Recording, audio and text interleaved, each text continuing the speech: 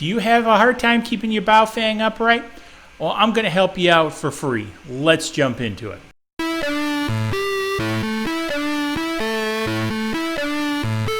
Welcome to this episode of RadioTech by DIY3DTech.com.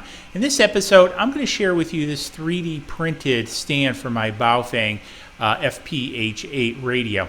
So kind of long story short is I've got the Baofeng. However, I took Ham Radio Crash Course's advice and I got the longer antenna or the upgraded antenna for it. I forget the number off the top of my head. I'll have a link to it down below. This antenna works much better than the original one. I won't say fantastic. It's probably middle of the road. I have ran tests with the VNA on it, and it does have a double dip. Not quite where I'd like it, but it's okay. It's a good antenna for the money, I must say.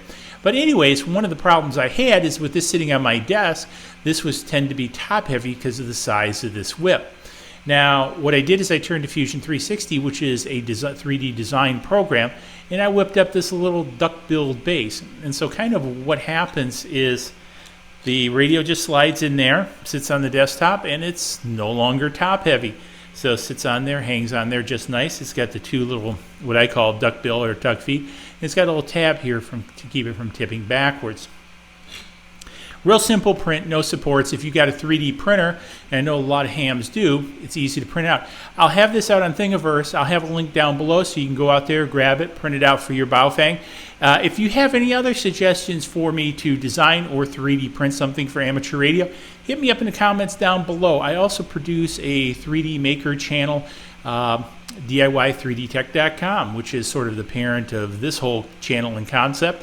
And I love to make and design different things, and for amateur radio is even more fun.